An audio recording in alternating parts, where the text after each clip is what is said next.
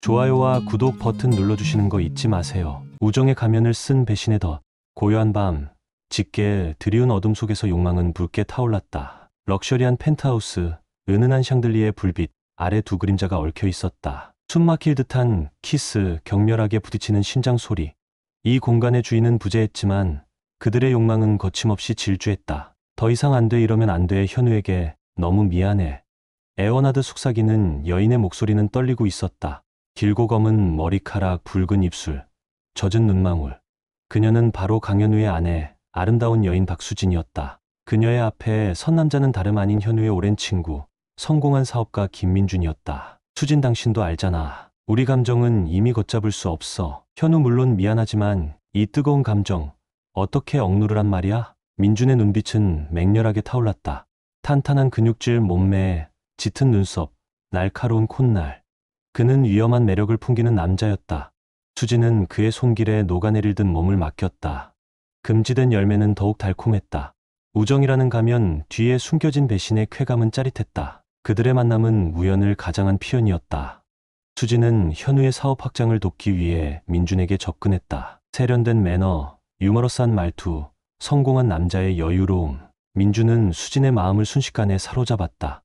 현우는 사업 파트너로서 민준을 깊이 신뢰했고 수진과 민준이 함께 있는 시간을 자주 만들었다. 그것이 비극의 시작이었다. 점점 더 깊어져가는 관계 속에서 수진은 죄책감과 욕망 사이에서 갈등했다. 현우는 다정하고 헌신적인 남편이었다. 그녀에게 부족한 것 하나 없는 완벽한 남자였다. 하지만 민준의 강렬한 매력은 그녀를 걷잡을 수 없이 흔들었다. 현우에게 느끼지 못했던 격정적인 감정, 위험하지만 거부할 수 없는 유혹. 수지는 결국 금단의 선을 넘고 말았다. 현우는 눈치채지 못했다. 아니, 눈치채고 싶지 않았는지도 모른다. 그는 사업 확장에 몰두했고 아내와 친구를 향한 깊은 신뢰는 의심의 싹조차 허용하지 않았다. 하지만 세상에 영원한 비밀은 없는 법. 수진과 민준의 위험한 관계는 서서히 균열을 만들어내기 시작했다. 수진의 행동은 미묘하게 변했다. 전화통화가 잦아지고 늦게 귀가하는 날이 늘어났다. 현우에게 짜증을 내는 횟수가 잦아졌고 예전처럼 다정하게 대하지 않았다. 현우는 불안감을 느꼈지만 애써 무시했다. 혹시 아내가 아픈 건 아닐까? 사업 스트레스가 심한 건 아닐까? 그는 수진을 걱정하며 더욱 살뜰하게 챙겼다. 하지만 수진의 마음은 이미 현우에게서 멀어져 있었다. 민준과의 관계는 점점 더 격렬해졌다. 처음에는 은밀한 만남을 즐겼지만 시간이 지날수록 대담해졌다. 사람들의 눈을 피해 호텔, 별장, 심지어 현우의 집에서까지 위험한 미래를 즐겼다. 그들은 마치 불나방처럼 쾌락을 쫓아 점점 더 깊은 수렁으로 빠져들었다. 그러던 어느 날 현우는 우연히 수진의 핸드폰 메시지를 보게 되었다. 오늘 밤 당신의 품에 안기고 싶어요. 뜨겁게 격렬하게. 발신인은 JM이라고 저장되어 있었다. JM 김민준? 현우의 심장이 멎는 듯했다. 손이 떨리고 온몸에 식은땀이 흘렀다. 믿을 수 없어. 이건 꿈일 거야. 하지만 현실은 잔인했다. 그 메시지는 명백하게 불륜을 암시하고 있었다. 현우는 충격과 배신감에 휩싸였다. 가장 친한 친구, 가장 사랑하는 아내, 두 사람에게 동시에 배신당했다는 사실은 그의 영혼을 산산조각 내는 듯했다. 그동안 느껴왔던 불안감, 수진의 변화, 모든 것이 퍼즐처럼 맞춰졌다. 현우는 망연자실했다. 어떻게 이럴 수가, 내가 그들에게 뭘 잘못했기에. 분노와 절망, 복수심이 현우의 심장을 짓눌렀다. 그는 당장이라도 민준과 수진을 찾아가 모든 것을 폭로하고 싶었다. 하지만 이성을 잃지 않으려고 애썼다. 섣부른 행동은 오히려 자신에게 불리하게 작용할 수 있었다. 현우는 냉정하게 상황을 판단하고 복수 계획을 세우기 시작했다. 가장 먼저 해야 할 일은 증거 확보였다. 현우는 수진의 핸드폰을 몰래 복제했고 그녀의 행적을 추적하기 시작했다. 민준의 회사 주변을 탐문했고 두 사람이 자주 만나는 장소를 알아냈다. 며칠 반나절 잠복한 끝에 현우는 결정적인 증거를 포착했다. 호텔에서 나오는 수진과 민준의 모습, 다정하게 팔짱을 끼고 걷는 모습, 뜨겁게 키스하는 모습. 사진과 동영상은 그들의 불륜 관계를 명백하게 증명하고 있었다. 증거를 확보한 현우는 차분하게 복수를 준비했다. 그는 먼저 민준의 사업을 조사하기 시작했다. 민준은 겉으로는 성공한 사업가였지만 속으로는 부실한 부분이 많았다. 탈세, 횡령, 불법 자금 거래 등 온갖 비리가 드러났다. 현우는 이 모든 증거를 수집하여 검찰에 익명으로 제보했다. 민준의 몰락은 시간 문제였다. 다음은 수진 차례였다. 현우는 수진에게 직접 복수하는 대신 그녀가 스스로 파멸하도록 유도하기로 했다. 그는 수진에게 아무렇지 않은 척 다정하게 대했다. 예전보다 더 친절하고 더 헌신적인 남편이 되려고 노력했다. 수진은 현우의 갑작스러운 변화에 의아해했지만 죄책감 때문에 아무 말도 하지 못했다. 그녀는 점점 더 불안해했고 불안감은 민준과의 관계를 더욱 격렬하게 만들었다. 현우는 수진과 민준의 관계를 더욱 부추겼다. 그들에게 여행을 보내주기도 하고 고급 레스토랑 식사권을 선물하기도 했다. 수진은 현우의 호의에 감사하면서도 불안감을 떨칠 수 없었다. 마치 덫에 걸린 쥐처럼 꼼짝할 수 없었다. 현우의 친절은 가면이었다. 그 가면 뒤에는 냉혹한 복수심이 숨겨져 있었다. 드디어 복수의 날이 밝았다. 현우는 민준과 수진을 자신의 별장으로 초대했다. 오랜만에 셋이서 오붓한 시간을 보내자는 것이었다. 수진은 불안했지만 현우의 간곡한 부탁을 거절할 수 없었다. 민준 역시 현우의 초대에 응했다. 그들은 아무것도 모른 채 죽음의 덫으로 걸어 들어갔다. 별장에 도착하자 현우는 평소와 다르게 냉랭한 분위기를 풍겼다. 술을 권하며 억지로 웃었지만 눈빛은 차갑게 식어 있었다. 수진과 민준은 불안감을 느꼈지만 애써 태연한 척했다. 저녁 식사가 시작되고 술잔이 오가면서 분위기는 점점 더 험악해졌다. 현우는 술에 취한 척하며 과거 이야기를 꺼냈다. 학창시절 추억, 함께했던 여행, 우정, 신뢰 이야기가 깊어질수록 현우의 목소리는 떨리기 시작했다. 마침내 그는 감춰왔던 분노를 터뜨렸다. 너희들 어떻게 나에게 이럴 수 있어? 내 아내를, 내 가장 친한 친구를, 나는 너희들을 믿었어. 내 모든 것을 걸고 그런데 너희들은 내 믿음을 배신했어. 현우의 고함에 수진과 민주는 얼굴이 하얗게 질렸다. 수진은 눈물을 글썽이며 용서를 빌었지만 민주는 오히려 뻔뻔하게 변명했다. 현우야, 오해야. 우리는 그냥 서로에게 끌렸을 뿐이야. 너도 남자잖아. 충분히 이해할 수 있잖아. 민준의 말에 현우는 더욱 격노했다. 그는 자리에서 벌떡 일어나 식탁을 엎어버렸다. 술병과 접시가 깨지는 굉음이 별장을 뒤흔들었다. 현우는 숨겨왔던 칼을 꺼내 들었다. 날카로운 칼날은 섬뜩하게 빛났다. 이 더러운 배신자들, 너희들을 용서할 수 없어. 오늘 여기서 피로써 죄를 갚아라. 현우는 칼을 휘둘렀다. 비명, 절규, 핏빛. 순식간에 별장은 아수라장으로 변했다. 수진은 살려달라고 애원했지만 현우의 눈에는 광기만이 가득했다. 민주는 저항했지만 현우의 칼날을 피하지 못했다. 붉은 피가 하얀 바닥을 적시고 끔찍한 악취가 코를 찔렀다. 고요한 새벽, 별장에는 싸늘한 침묵만이 감돌았다. 현우는 피투성이 칼을 든 채 멍하니 서 있었다. 그의 눈에는 후회와 절망, 그리고 깊은 슬픔이 드리워져 있었다. 복수는 끝났지만 그의 마음은 여전히 텅 비어 있었다. 사랑, 우정, 신뢰 모든 것을 잃어버린 그는 이제 핏빛 절망 속에서 영원히 고통받아야 했다. 사건은 충격적인 뉴스 속보로 보도되었다. 성공한 사업가 김민준, 유명 여배우 박수진, 그리고 남편 강현우, 세 사람의 이름은 연일 언론을 장식했다. 불륜, 살인, 복수 막장 드라마보다 더 막장 같은 현실은 사람들의 입을 다물지 못하게 했다. 경찰 조사가 시작되고 사건의 전말이 서서히 드러났다. 현우는 모든 죄를 자백했다. 계획적인 살인이었고 복수심에 눈이 멀었다고 진술했다. 법원은 현우에게 무기징역을 선고했다. 그는 감옥에서 평생 숙죄하며 살아가야 했다. 수진과 민준의 장례식은 조용하게 치러졌다. 수진의 부모는 딸의 불륜 사실에 충격을 받고 쓰러졌다. 민준의 가족들은 냉담하게 장례를 치렀다. 그들의 죽음은 비난과 조롱 속에서 잊혀져 갔다. 사건 이후 현우의 회사는 부도 위기에 처했다. 주가 폭락, 거래처 이탈, 은행 융자 중단. 회사는 순식간에 잿더미로 변했다. 현우의 가족들은 뿔뿔이 흩어지고 비참한 삶을 살아가게 되었다. 모든 것이 파멸했다. 사랑, 우정, 신뢰, 성공, 행복. 세 사람은 욕망과 배신, 복수심에 휩싸여 모든 것을 잃어버렸다. 빛 유혹의 끝은 결국 잿빛 잔해뿐이었다. 막장 드라마보다 더 잔혹한 현실은 씁쓸한 뒷맛을 남겼다. 인간의 욕망은 끝이 없고 배신의 대가는 너무나 혹독하다는 것을, 그리고 우정이라는 가면 뒤에 숨겨진 배신의 덫은 누구에게나 드리울 수 있다는 것을. 시간은 더섭이 흘러 5년이라는 세월이 흘렀다. 강현우는 감옥 안에서 늙고 병들어갔다. 매일 밤 악몽에 시달렸고 죄책감과 후회 속에서 괴로워했다. 수진과 민준의 환영이 눈앞에 아른거렸고 핏빛 별장의 악몽은 그의 영혼을 갉아먹었다. 그러던 어느 날 현우에게 예상치 못한 편지가 도착했다. 발신인은 다름 아닌 박수진의 어머니 김 여사였다. 현우는 떨리는 손으로 편지를 뜯어 읽었다. 편지 내용은 충격적이었다. 수진의 죽음에 대한 새로운 사실이 담겨 있었다. 현우 씨, 당신에게 진실을 말해야겠어요. 수진이는 당신이 알고 있는 것과는 다른 이유로 민준과 만났어요. 수진이는 불치병에 걸렸었어요. 시한부 인생이었던 거예요. 김 여사의 편지에 따르면 수진은 1년 전부터 희귀병으로 고통받고 있었다. 병세는 점점 악화되었고 죽음이 눈앞에 다가왔다. 수진은 절망했고 삶의 마지막 순간을 격정적으로 불태우고 싶어 했다. 그때 민준이 나타난 것이다. 민준은 수진의 불안과 절망을 이용해 그녀를 유혹했고 위험한 관계를 시작했다. 수진이는 당신에게 말할 수 없었어요. 당신이 받을 고통을 알았기 때문에 민준에게 기대면서 마지막 순간을 버티려고 했던 것 같아요. 당신을 배신한 것은 용서할 수 없지만 수진이도 불쌍한 아이였어요. 편지를 읽은 현우는 망연자실했다. 수진의 분류는 단순한 욕망의 발현이 아니었다. 죽음을 앞둔 절망적인 여인의 마지막 몸부림이었던 것이다.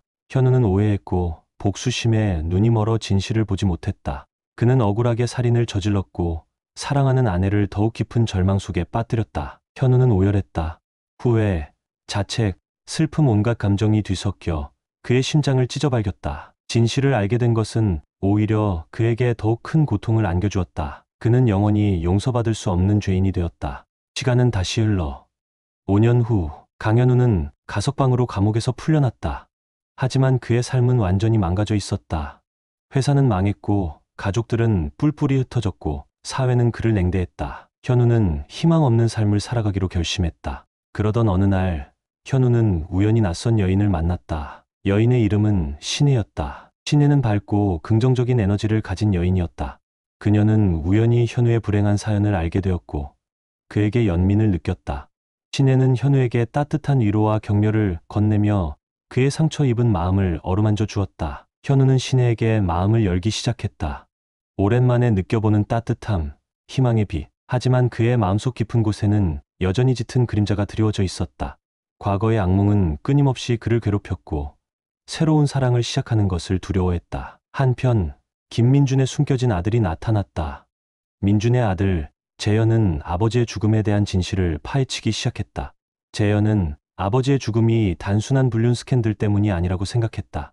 그는 아버지의 죽음에 숨겨진 음모가 있을 것이라고 확신하고 진실을 쫓기 시작했다. 재현은 아버지의 회사 기록, 주변 인물 증언, 그리고 사건 관련 자료들을 꼼꼼히 분석했다. 그 결과 아버지의 죽음 뒤에 거대한 검은 그림자가 드리워져 있다는 사실을 밝혀냈다. 아버지의 사업 파트너, 정체불명의 투자자, 그리고 정치계 거물까지 아버지의 죽음은 단순한 치정살인이 아닌 거대한 권력 암투의 희생양이었던 것이다. 재현은 복수를 결심했다. 아버지의 죽음에 관련된 모든 사람들에게 복수하고 아버지의 명예를 되찾겠다고 맹세했다. 복수심에 불타는 재현은 위험한 길을 걷기 시작했다. 그는 어둠의 세계에 발을 들여놓고 복수를 위해 수단과 방법을 가리지 않았다. 신혜는 현우에게 점점 더 깊이 빠져들었다. 그녀는 현우의 어두운 과거를 알고 있었지만 그의 내면에 숨겨진 순수함과 따뜻함을 보았다. 신혜는 현우를 갱생시키고 새로운 삶을 시작하도록 돕고 싶어 했다. 하지만 현우는 과거의 그림자에서 벗어나지 못하고 괴로워했다. 그는 신혜의 사랑을 받아들일 자격이 없다고 생각했고 그녀에게 상처를 줄까봐 두려워했다. 재현은 복수를 위해 현우에게 접근했다. 재현은 현우가 아버지의 죽음에 관련된 중요한 단서를 쥐고 있을 것이라고 생각했다. 그는 현우에게 접근하여 진실을 캐묻기 시작했다. 현우는 재현에게 과거의 사건들을 털어놓았다. 수진과의 불륜, 민준과의 갈등, 그리고 핏빛살인 모든 것을 솔직하게 고백했다. 재현은 현우의 이야기를 듣고 충격을 받았다. 그는 아버지의 죽음이 단순한 복수극이 아니라는 것을 깨달았다. 아버지의 죽음은 더 복잡하고 거대한 음모의 일부였던 것이다. 재현은 현우와 손을 잡고 진실을 파헤치기로 결심했다. 두 남자는 각자의 복수를 위해 힘을 합쳤다. 하지만 그들의 앞길은 험난했다. 그들을 막으려는 거대한 권력의 그림자가 드리워져 있었고 끊임없는 위협과 방해가 그들을 괴롭혔다. 신혜는 현우와 재현의 위험한 복수 계획을 막으려고 애썼지만 오히려 사건에 휘말리게 되었다. 신혜는 거대한 음모의 희생양이 될 위기에 처했고 현우와 재현은 그녀를 지키기 위해 목숨을 걸어야 했다. 세 사람의 운명은 엇갈리고 얽히고 설키면서 파멸을 향해 질주하기 시작했다. 복수, 사랑, 배신, 음모막장 드라마보다 더 막장 같은 현실은 예측 불가능한 결말로 치닫고 있었다. 과연 이들의 핏빛 유혹은 어떤 결말을 맞이하게 될 것인가? 그리고 누가 살아남고 누가 파멸하게 될 것인가? 숨막히는 긴장감 속에서 파국은 서서히 다가오고 있었다. 재현과 현우는 진실에 가까워질수록 더욱 강력한 저항에 부딪혔다. 정체불명의 괴한들이 그들을 미행하고 협박 편지가 끊임없이 날아왔다. 신혜는 불안에 떨며 그만두라고 애원했지만 두 남자는 멈출 수 없었다. 복수심은 이미 그들의 영혼을 지배했고 진실을 밝히는 것만이 유일한 목표가 되었다. 재현은 아버지의 사업 파트너였던 조 회장에게 접근했다. 조 회장은 거대한 재벌 그룹을 거느린 권력 실세였다. 재현은 조 회장이 아버지의 죽음에 깊이 관여되어 있다고 확신했다. 조 회장은 냉혹하고 교활한 인물이었다. 그는 재현의 접근을 눈치채고 오히려 역공을 펼치기 시작했다. 재현은 함정에 빠지고 생명의 위협을 느끼게 되었다. 현우는 과거의 인맥을 동원하여 수사에 나섰다. 그는 검찰 내부의 비리 세력과 연결된 고위 검사 최 검사를 찾아냈다. 최 검사는 조 회장의 오른팔이었고 사건 은폐의 핵심 인물이었다. 현우는 최 검사의 약점을 잡기 위해 그의 뒤를 쫓기 시작했다. 하지만 최 검사는 노련한 법조인이었다. 그는 현우의 움직임을 미리 감지하고 함정을 파놓았다. 현우 역시 위험에 빠지고 궁지에 몰리게 되었다. 신혜는 홀로 남겨져 불안에 떨었다. 사랑하는 두 남자가 위험에 처했고 그녀는 아무것도 할 수 없었다. 신혜는 절망 속에서 과거를 회상했다. 그녀는 과거의 불우한 환경 속에서 자랐고 힘든 삶을 살아왔다. 현우를 만나 희망을 찾았다고 생각했지만 운명은 그녀를 또다시 절망으로 밀어넣고 있었다. 신혜는 슬픔과 분노, 절망 속에서 복수를 다짐했다. 그녀는 연약한 여인이 아니었다. 내면의 강인함과 도끼를 숨기고 있었다. 신혜는 복수를 위해 변신했다. 그녀는 재벌가에 숨겨진 딸이었고 막대한 재산을 상속받을 자격이 있었다. 신혜는 자신의 신분을 숨기고 살아왔지만 복수를 위해 자신의 진짜 모습을 드러내기로 결심했다. 그녀는 재벌가의 상속녀 신여사로 화려하게 변신하고 조 회장에게 복수하기 위한 계획을 세우기 시작했다. 신혜는 조 회장에게 의도적으로 접근했다. 매혹적인 아름다움, 세련된 매너, 막대한 재력. 신혜는 조 회장의 마음을 사로잡는 데 성공했다. 조 회장은 젊고 아름다운 신여사에게 푹 빠져들었고 그녀를 자신의 편으로 만들려고 애썼다. 신혜는 조 회장의 호감을 이용해 그의 약점을 파헤치기 시작했다. 그녀는 조 회장의 비자금 계좌, 불법 거래 내역, 그리고 숨겨진 범죄 증거들을 하나씩 찾아냈다. 재현은 함정에서 벗어나기 위해 필사적으로 싸웠다. 그는 어둠의 세계에 숨겨진 정보 조직을 활용하여 조 회장의 뒷거래를 폭로하려고 시도했다. 하지만 조 회장의 힘은 상상 이상으로 강력했다. 언론, 정치, 법조계까지 조 회장의 검은 손길은 사회 곳곳에 뻗어 있었다. 재현은 고립무원에 빠지고 절체절명의 위기에 처했다. 현우는 최 검사의 뒤를 쫓던 중 충격적인 사실을 발견했다. 최 검사는 단순한 비리 검사가 아니었다. 그는 과거 강현우의 아버지 강 회장을 함정에 빠뜨린 배후 인물이었다. 강 회장은 과거 조 회장과 사업 경쟁 관계에 있었고 조 회장의 음모로 인해 파멸했다. 최 검사는 조 회장의 사주를 받고 강 회장을 배신했고 강 회장의 회사를 강탈하는 데 앞장섰다. 현우는 아버지의 복수를 위해 최 검사에게 칼날을 겨눴다. 신혜, 재현, 현우 세 사람은 각자의 복수를 위해 마지막 결전을 준비했다. 신혜는 조 회장의 비리를 폭로하고 그의 재벌 그룹을 무너뜨리기로 했다. 재현은 아버지의 원수를 갚고 아버지의 명예를 되찾겠다고 맹세했다. 현우는 아버지와 아내의 복수를 위해 모든 것을 걸었다. 최후의 결전은 조 회장의 호화 요트 파티에서 벌어졌다. 신혜는 화려한 드레스를 입고 파티에 참석했다. 그녀는 조 회장의 앞에서 자신의 정체를 폭로하고 그의 비리 증거를 세상에 공개했다. 조 회장은 경로했고 신혜를 제거하라는 명령을 내렸다. 요트 파티는 순식간에 아수라장으로 변했다. 총격, 칼부림, 비명, 절규 핏빛 향연이 펼쳐졌다. 재현은 요트 파티에 잠입하여 조 회장에게 직접 복수하려고 시도했다. 그는 격렬한 격투 끝에 조 회장과 대면했다. 두 남자는 서로에게 칼을 겨누고 마지막 혈투를 벌였다. 승패는 예측할 수 없었다. 두 남자는 모두 죽음을 각오하고 싸웠다. 현우는 최 검사를 쫓아 요트 파티에 도착했다. 그는 최 검사와 옥상에서 마주쳤다. 두 남자는 팽팽한 긴장감 속에서 서로를 노려봤다. 현우는 아버지의 복수를 외치며 최 검사에게 달려들었다. 최 검사 역시 필사적으로 저항했다. 두 남자는 옥상에서 격렬하게 싸웠고 마침내 절벽 아래로 함께 추락했다.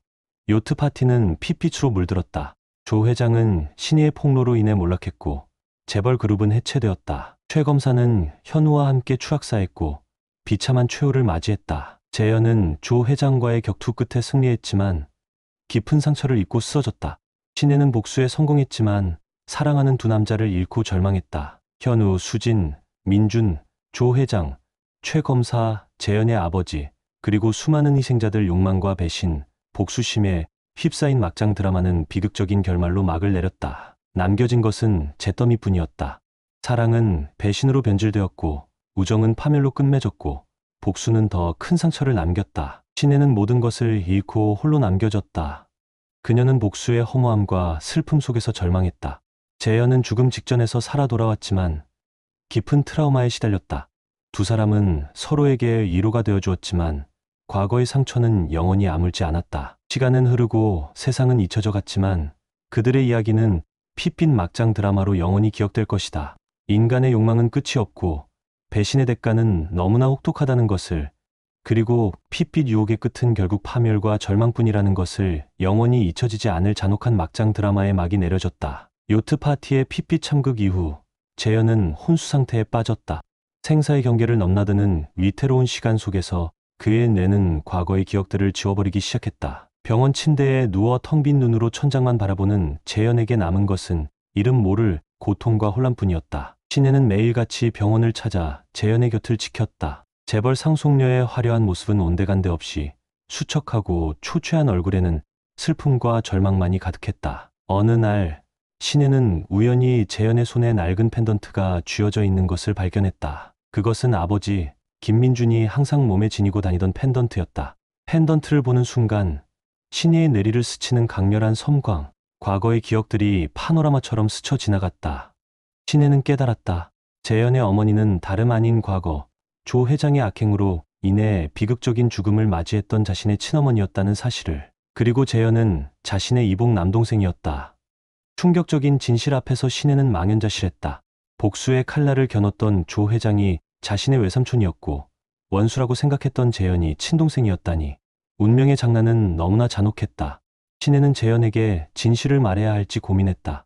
하지만 기억을 잃은 재현에게 과거의 진실은 오히려 더 큰 혼란과 고통을 안겨줄 뿐일지도 모른다. 신혜는 괴로운 침묵을 택했다. 시간이 흘러 재현은 기적적으로 의식을 되찾았다. 하지만 기억은 여전히 돌아오지 않았다. 자신이 누구인지, 왜 이곳에 있는지 아무것도 기억하지 못하는 백지 상태였다. 신혜는 재현에게 따뜻하게 다가가 그의 손을 잡았다.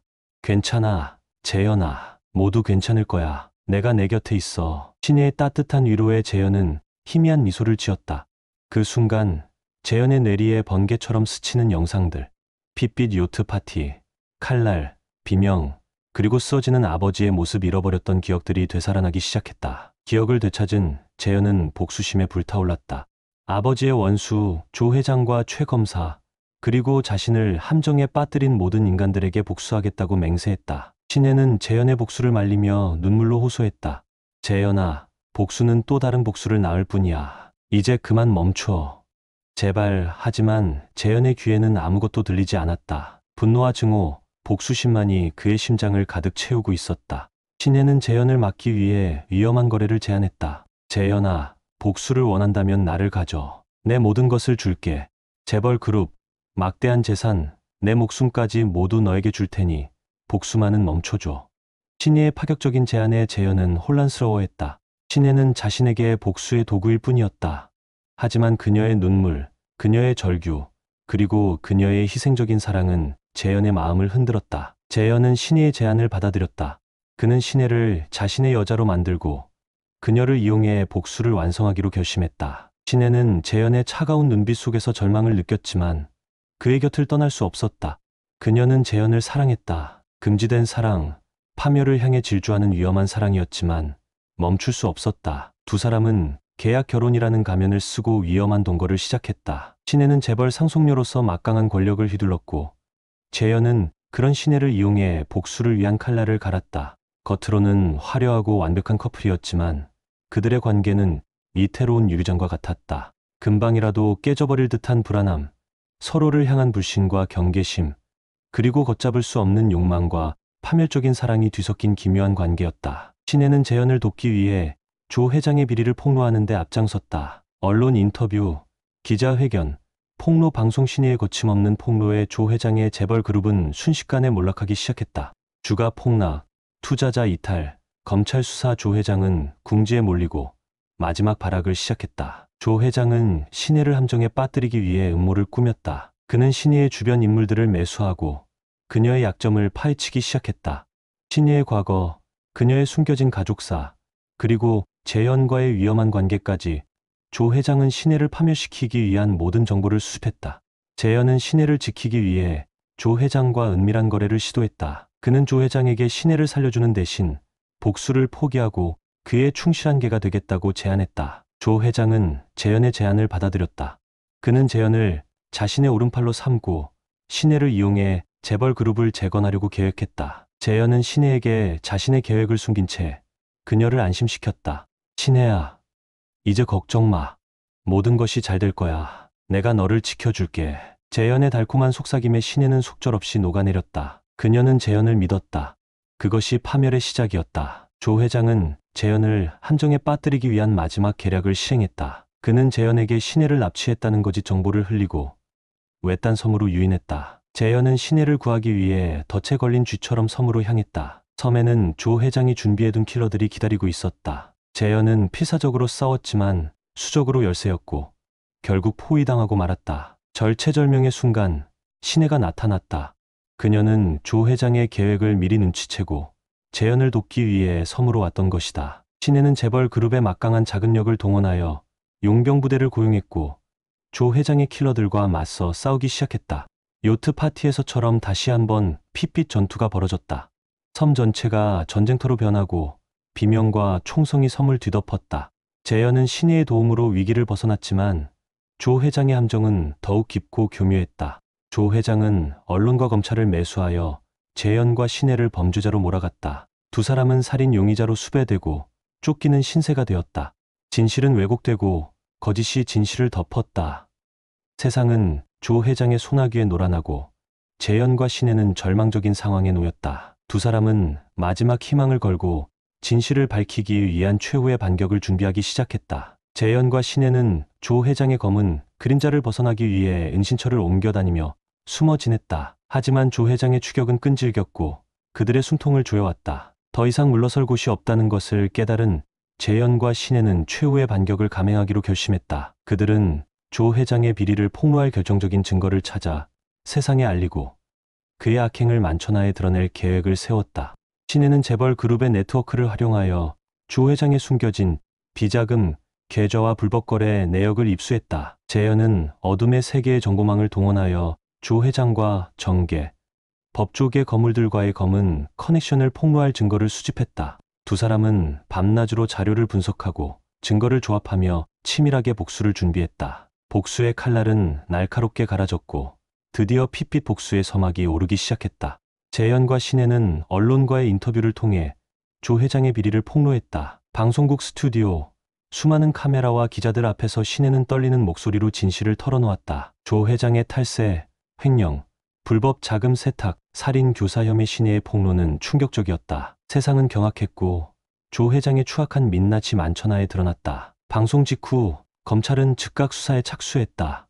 조 회장의 회사와 자택은 압수수색 당했고 관련자들은 줄줄이 소환되었다. 조 회장은 권력과 돈으로 언론을 통제하고 수사를 방해하려고 시도했지만 이미 때는 늦었다. 진실은 칼날보다 날카로웠고 세상은 더 이상 그의 거짓에 속지 않았다. 재현은 인터넷에 조 회장의 검은 커넥션을 폭로하는 영상을 올렸다. 정치인, 검사, 언론인, 조 회장과 결탁한 거물들의 실명이 공개되자 세상은 더욱 격분했다. 국민들은 진상규명을 요구하며 들고 일어났고 조 회장을 엄벌하라는 목소리가 하늘을 찔렀다. 조 회장의 몰락은 피할 수 없는 운명이 되었다. 궁지에 몰린 조 회장은 마지막 발악을 감행했다. 그는 킬러들을 고용하여 재현과 신혜를 제거하라는 명령을 내렸다. 킬러들은 은신처를 급습했고 다시 한번 핏빛 전투가 벌어졌다. 하지만 이번에는 상황이 달랐다. 재현과 신혜는 복수를 위해 모든 것을 준비했고 더 이상 도망치지 않았다. 그들은 킬러들과 정면으로 맞서 싸웠고 압도적인 힘으로 그들을 제압했다. 조 회장은 도망치려고 했지만 이미 포위망은 좁혀져 있었다. 경찰은 조 회장의 은신처를 급습했고 그는 체포 직전에 몰렸다. 절망에 빠진 조 회장은 마지막 선택을 했다. 그는 자신의 손으로 모든 것을 끝내기로 결심했다. 권총을 든 조 회장은 옥상으로 올라갔다. 경찰들이 옥상으로 들이닥치기 직전 조 회장은 방아쇠를 당겼다. 탕! 총성이 울리고 조 회장은 핏빛으로 물든 석양 아래로 쓰러졌다. 추악한 욕망의 최후는 비참했다. 조 회장의 죽음으로 모든 것이 끝난 줄 알았다. 하지만 막장 드라마는 쉽게 끝나지 않았다. 재현과 신혜에게는 또 다른 시련이 기다리고 있었다. 조 회장의 숨겨진 아들 조태준이 복수를 위해 나타난 것이다. 조태준은 아버지의 죽음을 재현과 신혜의 탓으로 돌리고 그들에게 복수하겠다고 맹세했다. 새로운 악역의 등장, 피핏 복수는 끝나지 않았다. 조 회장의 장례식은 화려하고 웅장했지만 그 분위기는 얼음처럼 차가웠다. 재벌 그룹의 권력은 후계자 없이 공중에 붕 뜬 상태였고 조 회장의 측근들은 불안에 떨었다. 그때 장례식장의 검은 그림자가 드리워졌다. 짙은 선글라스에 검은 정장을 입은 젊은 남자가 나타난 것이다. 그는 바로 조 회장의 숨겨진 아들 조태준이었다. 조태준은 냉랭한 눈빛으로 장례식장을 둘러보았다. 그의 눈빛은 복수심으로 이글거렸고 입가에는 차가운 미소가 걸려 있었다. 아버지, 이제 편히 쉬십시오. 아버지의 복수는 제가 반드시 해낼 겁니다. 조태준의 등장에 장례식장은 긴장감에 휩싸였다. 새로운 폭풍의 눈이 나타난 것을 직감한 사람들은 불안에 떨었다.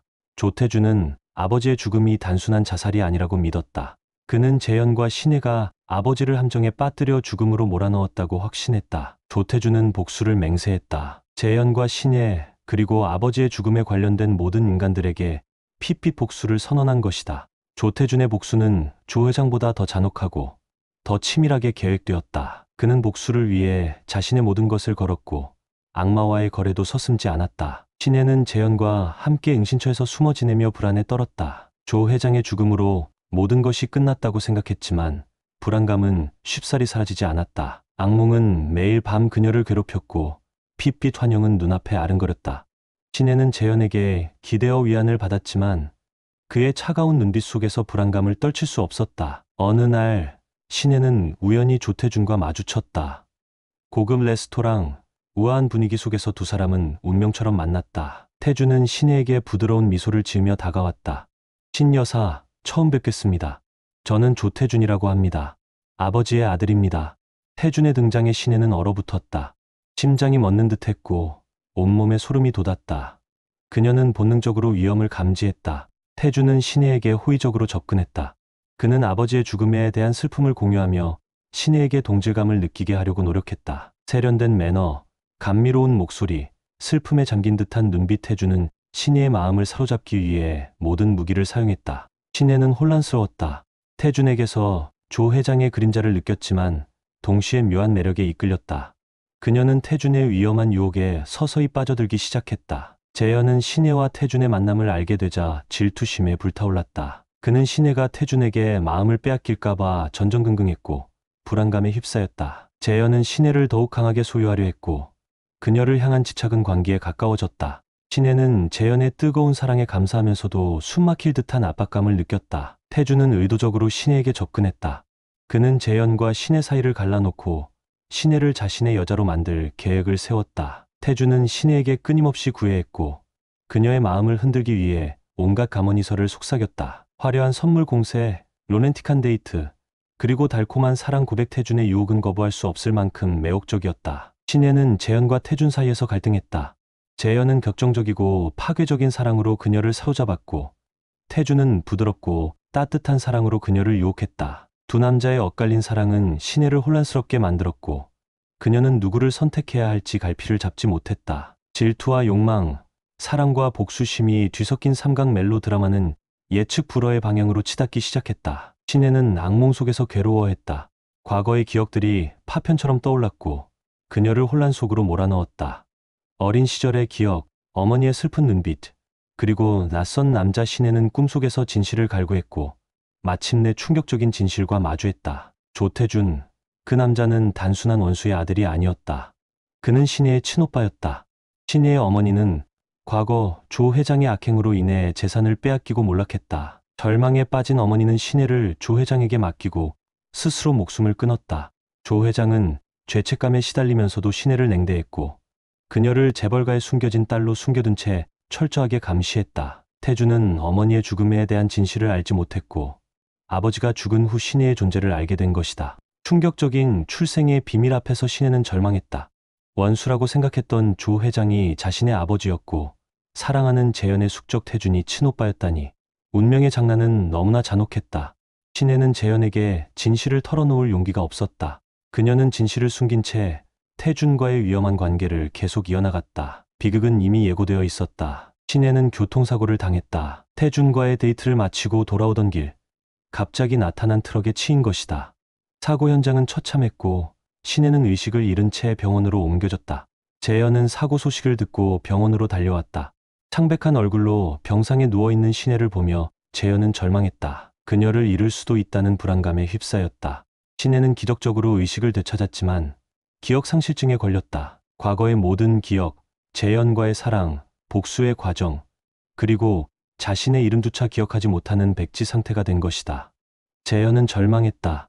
사랑하는 여인을 잃어버린 것과 다름없는 상황에 놓인 것이다. 재연은 신혜의 곁을 지키며 그녀의 기억이 돌아오기를 간절히 기도했지만 시간은 야속하게 흘러갈 뿐이었다. 태주는 신혜의 기억 상실 소식을 듣고 냉소를 지었다. 그는 신혜를 차지할 절호의 기회가 왔다고 생각했다. 태주는 신혜에게 접근하여 그녀의 잃어버린 기억을 추락하려고 시도했다.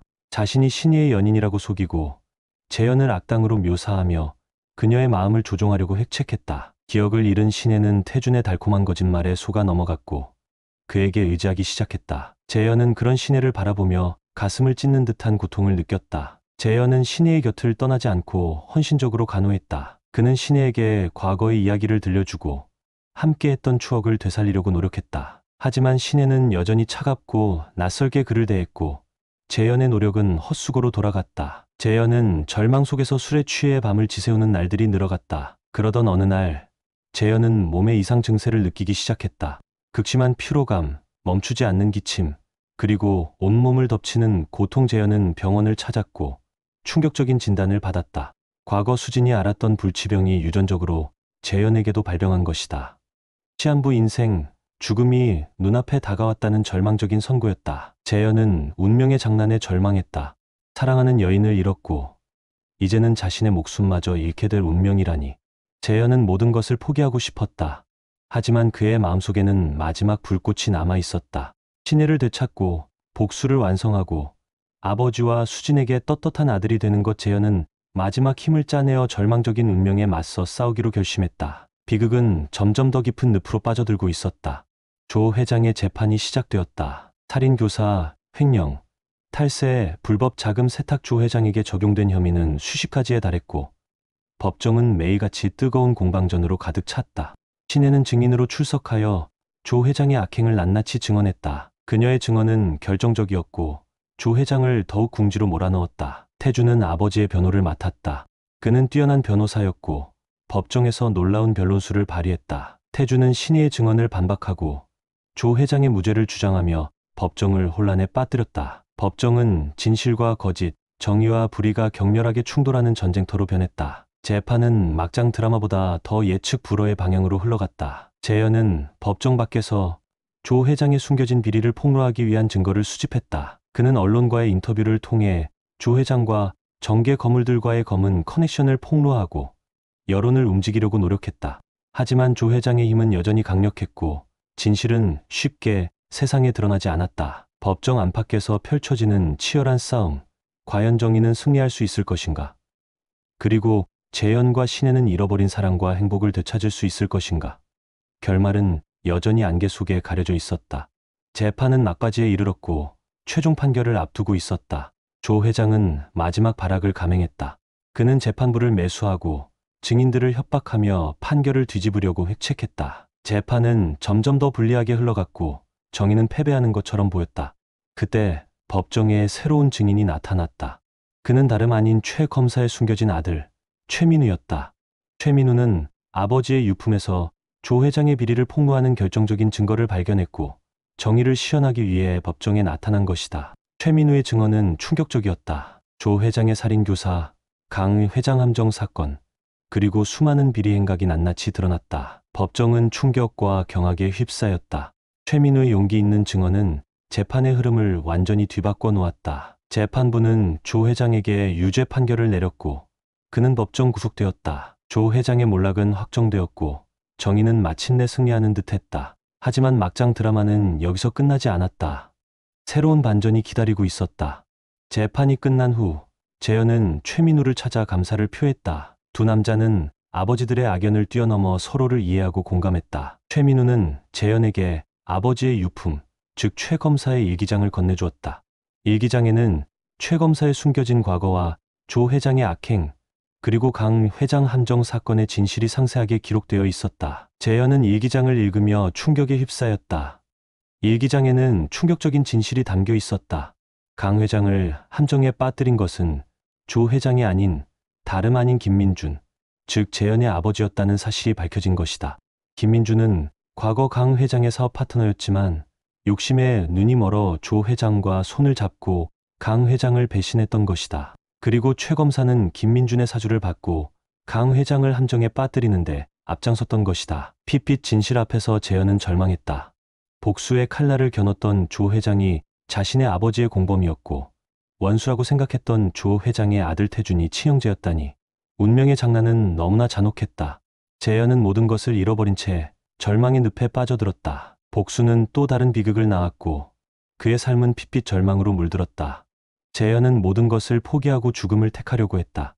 불치병, 배신, 복수, 그리고 잃어버린 사랑, 그에게 남은 것은 절망뿐이었다. 재현은 절벽 끝에 서서 마지막 숨을 내쉬었다. 그때 신혜의 목소리가 들려왔다. 재현아, 안 돼. 기억을 되찾은 신혜가 재현을 찾아 절벽으로 달려온 것이다. 신혜는 재현을 끌어안고 눈물로 호소했다. 재현아, 죽지 마. 제발 너까지 잃을 수 없어. 나는 너 없이는 살아갈 수 없어. 신혜의 진심 어린 외침은 재현의 마음을 흔들었다. 그는 신혜의 눈물을 닦아주며 희미하게 미소 지었다. 신혜야, 미안해. 모두 미안해. 두 사람은 서로를 끌어안고 오랫동안 눈물을 흘렸다. 절망의 끝에서 피어나는 희망, 파멸 직전에 되찾은 사랑, 잿빛 절망 속에서도 한 줄기 빛은 남아 있었다. 재현과 신혜는 서로에게 의지하며 새로운 시작을 다짐했다. 과거의 상처는 영원히 아물지 않겠지만 두 사람은 함께라면 어떤 고난도 헤쳐나갈 수 있을 것이라고 믿었다. 빛빛 유혹의 잔혹한 막장 드라마는 잿빛 희망 속에서 막을 내렸다. 하지만 그들의 삶은 여전히 불안정했고 미래는 예측 불허였다. 새로운 시작은 과연 행복으로 이어질 수 있을까? 아니면 또 다른 비극이 기다리고 있을까? 운명의 톱니바퀴는 여전히 멈추지 않고 돌아가고 있었다. 어둠이 짙게 드리운 밤, 재현은 싸늘한 병실 침대에 누워 마지막 숨을 몰아쉬고 있었다. 고통은 뼛속까지 스며들어 육신을 갉아먹었고 정신은 환각과 현실 사이를 헤매었다. 창밖으로 보이는 도시의 야경은 마치 핏빛으로 물든 듯 붉게 흐릿하게 일렁였다. 죽음의 그림자가 턱 밑까지 다가온 것을 느끼며 재현은 희미하게 눈을 감았다. 귓가에는 신혜의 애절한 목소리가 맴돌았다. 재현아, 죽지 마, 제발. 하지만 재현은 답할 힘조차 남아있지 않았다. 그의 심장은 서서히 식어가고 있었다. 신혜는 재현의 병실 앞에서 발을 동동 굴렀다. 애끄는 심장을 움켜쥐고 눈물로 밤을 지새웠다. 기억은 돌아왔지만 사랑하는 남자의 생명은 꺼져가는 촛불처럼 위태로웠다. 태준의 유혹, 출생의 비밀, 그리고 핏빛 복수의 잔혹한 운명, 모든 것이 그녀의 어깨를 짓눌렀고 숨 쉴 틈조차 허락하지 않았다. 신혜는 재현을 살리기 위해 무엇이라도 할 수 있었다. 악마에게 영혼이라도 팔 수 있다면 당장이라도 계약서에 피로써 서명할 수 있었다. 하지만 운명은 그녀에게 잔인했고 신혜는 속수무책으로 절망 속으로 침잠에 들어갈 뿐이었다. 조태주는 어둠 속에서 핏빛 미소를 지었다. 조 회장의 몰락, 재판의 종결, 그리고 재현의 죽음, 모든 것이 그의 계획대로 진행되고 있었다. 이제 남은 것은 신혜를 손에 넣고 재벌 그룹을 완전히 장악하는 것뿐이었다. 태주는 신혜를 찾아 나섰다. 그녀의 슬픔과 절망을 이용하여 마지막 유혹의 손길을 뻗칠 생각이었다. 태주는 신혜를 사랑하지 않았다. 그에게 신혜는 복수의 도구이자 욕망의 대상일 뿐이었다. 하지만 태주는 자신의 감정을 철저하게 숨기고 부드럽고 다정한 가면을 쓴 채 신혜에게 접근했다. 핏빛 그림자는 서서히 신혜를 덮쳐오고 있었다. 재현은 몽롱한 의식 속에서 환각에 시달렸다. 병실 천장에 핏빛꽃이 피 흩날리는 환상이 보였다. 꽃잎은 춤추듯 흩날리며 재현의 육신을 파고들었고 고통은 더욱 격렬해졌다. 환청이 들려왔다. 수진의 애달픈 목소리, 아버지의 절규, 그리고 조 회장의 냉소적인 웃음소리, 과거의 악몽들이 되살아나 재현의 영혼을 갉아먹었다. 재현은 환각 속에서 몸부림쳤다. 고통스러운 현실에서 벗어나고 싶었지만 벗어날 수 없었다. 환각은 점점 더 현실처럼 느껴졌고 재현은 점차 이성을 잃어갔다. 환각 속에서 재현은 핏빛 꽃밭에 서 있었다. 주변은 온통 붉은 꽃으로 뒤덮여 있었고 핏빛 안개가 자욱하게 드리워져 있었다. 꽃밭 한가운데 수진이 하얀 드레스를 입고 서 있었다. 수진은 아름다웠지만 슬픈 눈으로 재현을 바라보았다. 재현아, 왜 이렇게 늦었어? 나는 여기서 널 기다리고 있었는데. 수진의 목소리는 애절했고 재현의 심장을 꿰뚫는 듯했다. 재현은 수진에게 다가가 손을 잡았다. 수진의 손은 얼음처럼 차가웠고 재현은 섬뜩한 기운을 느꼈다. 수진, 내가 잘못했어. 용서해줘. 재현은 눈물을 흘리며 수진에게 용서를 빌었다. 수진은 슬프게 미소 지으며 재현의 뺨을 쓰다듬었다. 괜찮아. 재현아, 이제 모든 것이 끝났어. 우리 이제 함께 영원히 함께 있는 거야. 수진의 말이 끝나기도 전에 핏빛 꽃잎들이 격렬하게 회오리치기 시작했다. 재현은 현기증을 느끼며 정신을 잃었다. 신혜는 깊은 슬픔에 잠겨 텅 빈 집으로 돌아왔다. 집안 곳곳에는 재현의 흔적이 남아 있었다. 함께 찍은 사진, 선물 받은 물건, 그리고 재현이 남긴 편지. 신혜는 재현의 흔적들을 끌어안고 오열했다. 사랑하는 사람을 잃는다는 것은 세상에서 가장 고통스러운 일이었다. 신혜는 절망 속에서 무너져 내렸다. 그때 초인종 소리가 울렸다. 신혜는 힘없이 문을 열었다. 문 앞에는 태준이 서 있었다. 태준은 붉은 장미 꽃다발을 들고 부드러운 미소를 지었다. 신혜 씨, 괜찮으십니까? 혼자 계실까봐 걱정돼서 왔습니다. 태준의 따뜻한 위로에 신혜는 눈물을 글썽였다. 태준은 신혜에게 꽃다발을 건네고 따뜻하게 안아주었다. 신혜는 태준의 품에 안겨 흐느꼈다. 태준의 체온은 따뜻했고 그의 목소리는 감미로웠다. 신혜는 태준에게서 위안을 받았고 그의 유혹에 서서히 마음을 열기 시작했다. 태준은 신혜에게 끊임없이 호의를 베풀었다. 저녁 식사를 함께하고 영화를 보러 가고 드라이브를 즐기고 태준은 신혜를 헌신적으로 보살폈고 그녀의 슬픔을 덜어주려고 노력했다. 신혜는 점점 태준에게 의지하게 되었고 그의 매력에 빠져들었다. 태준은 신혜에게 사랑을 고백했다. 신혜 씨, 당신을 사랑합니다. 당신의 슬픔을 모두 이해하고 당신을 행복하게 해주고 싶습니다. 태준의 고백은 달콤했지만 핏빛 붉은 장미처럼 위험한 유혹이었다.